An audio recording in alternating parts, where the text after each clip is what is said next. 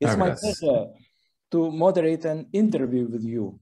And let me give you some questions that could be of interest to our audience. Mm-hmm. As I know, you are going to talk on the diseases of uncivilization and how to prevent them. So my first question would be, what do you mean by saying uncivilization diseases? Well, the commonly used phrase, of course, is diseases of civilization. But we have created a civilization which has in turn made us very, very ill. We are suffering from epidemics of coronary artery disease, cancer, neurodegenerative conditions, non-alcohol related fatty liver disease, diabetes, autoimmune diseases. Honestly, the list goes on and on and on. What kind of civilization is it that hurts its citizens so badly as the one that we witness today? I don't think that I see any evidence that we are any more civilized than our parents, grandparents, or great-grandparents were. In fact, I think when you look around you today, you see a world in chaos. So I call these diseases, only half-jokingly, diseases of uncivilization. And I think we've arrived at a point where the obstacles between where we are now and substantially better public health for all, we can see the science. The obstacles are no longer scientific or even technical. The obstacles are political and economical. But I can see what this new world will be, a much more civilized world where people are able to live to their true biological potential. It's not very far away now. Thank you for your answer.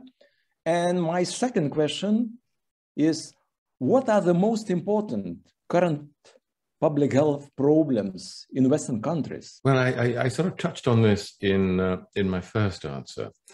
If you go back to, let's say, prior to the 19th century, the most important causes of morbidity and mortality were, by and large, they were infectious disorders. We used to die in large numbers in short periods of time of plagues and epidemics, cholera, typhus, typhoid.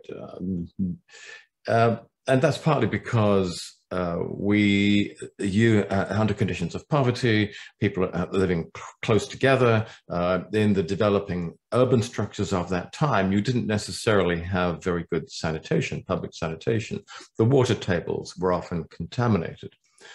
And because there's so much metabolic differential between a man and a microbe, it was possible for the great scientists of that time to develop ways of targeting the microbe, the birth of the antibiotics, and then the magic bullet model, which became the center for the medical model we still have today. Well, actually, there's a bit more to the story than that, because the really important steps that were taken to push these infectious diseases into the background were actually made by public health engineers. Better sanitation and cleaning up the water tables and food production methods. This was actually far more important in reducing the burden of infectious diseases. What has happened is, as these have receded somewhat into the background, they have been replaced by a whole range of new disorders, which we think of as non-communicable, degenerative diseases. And again, cardiovascular, oncological, neurodegenerative, and a host of others. Now, because these diseases are not caused by and large by exogenous microorganisms, they're caused instead by multiple metabolic errors, driven in turn by multiple nutritional issues. The idea of using a magic bullet, a pharmaceutical product, to treat them or cure them is laughable. It's entirely inappropriate. And of course, we see that in public health today. What we have to do is to parse the many variables that are involved in the modern diet and lifestyle and try to refine our understanding of how these cause disease. We've got to that point, and we can now start to propose antidotes. This, I think, is the introduction to a new era of far more effective and far more cost-effective improved public health. Oh, thank you. So almost you have answered of what kind of solutions would you suggest to fight with this chronic degenerative diseases, and of course we need to use some antidotes. maybe you could talk on more detailed on this. What kind of solutions would you suggest to decrease the prevalence of the chronic degenerative diseases?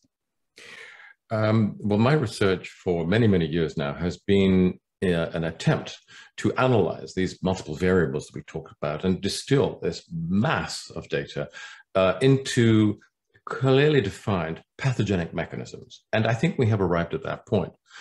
We can identify 4 key ways in which the modern diet and lifestyle makes us ill.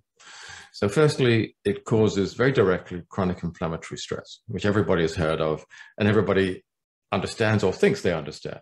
And that leads to the progressive destruction, amongst other things, of the extracellular matrix, and it damages the organization, structure, and function of healthy tissue. Now, that would be bad enough if that was all there was, but there's 3 other things. The second, which works in tandem with chronic inflammatory stress, is something called type B malnutrition.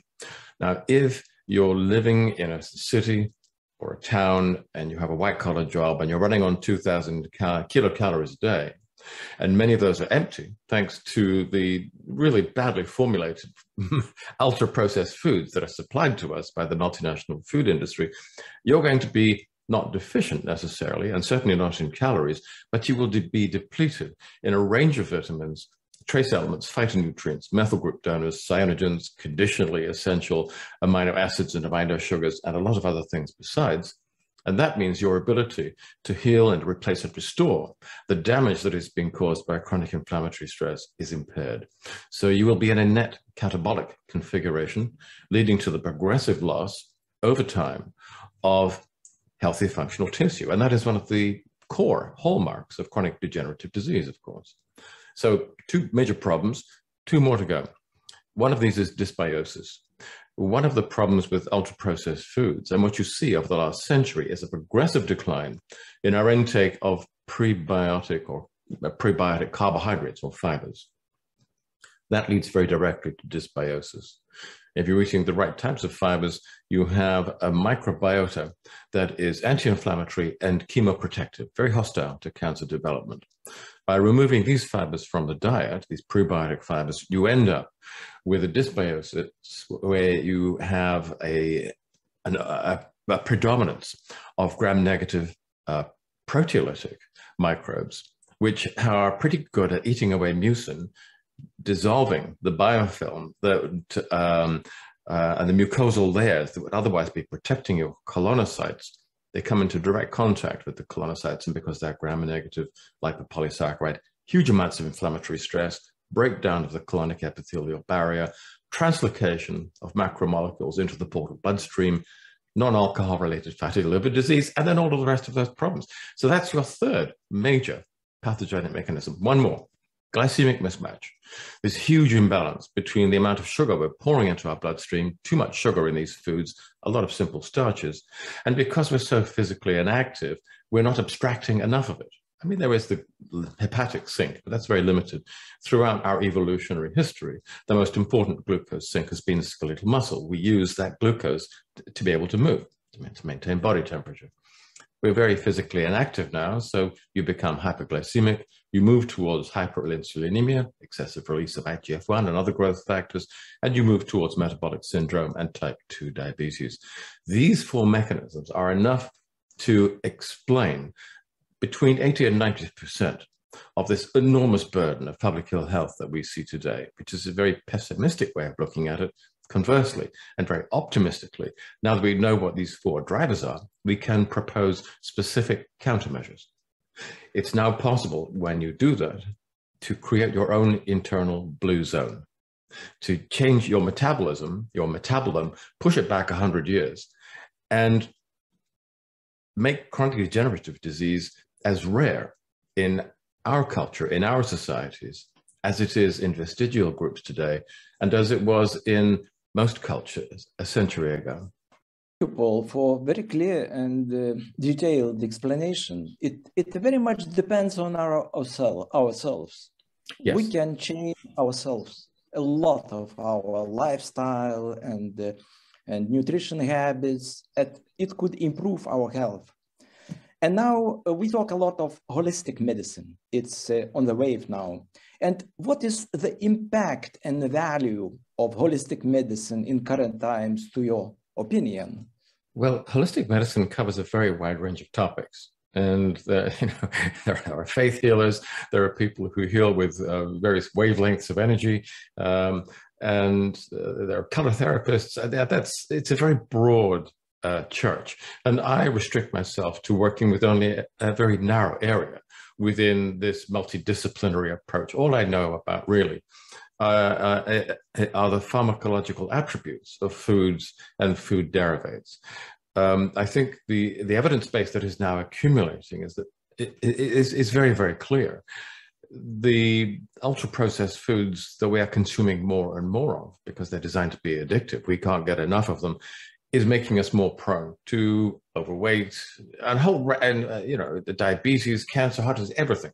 The first step we must take is to reject these foods, learn how to cook with basic produce, and where appropriate, use specific pharmaconutritional tools, such as the ones that I've been involved in designing, to restore a pre-transitional nutritional state in ourselves, in our friends, in our communities. If we do that, I think the evidence indicates that we will be able to, firstly, push the pharmaceutical industry into a corner.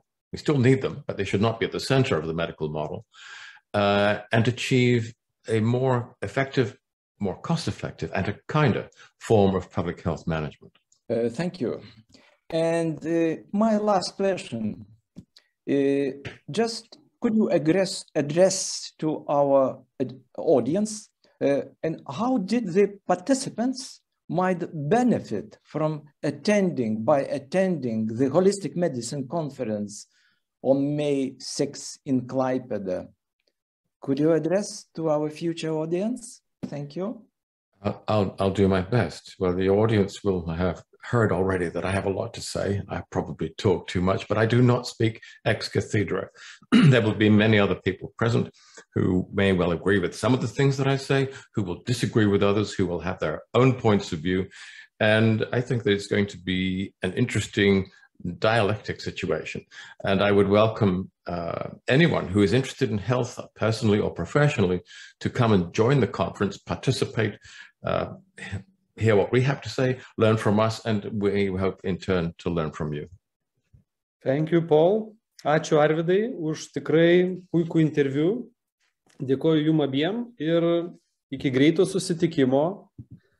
Gegužės 6-7 dieną Klaipėdoje nuostabioje holistinėje konferencijoje. Iki greito.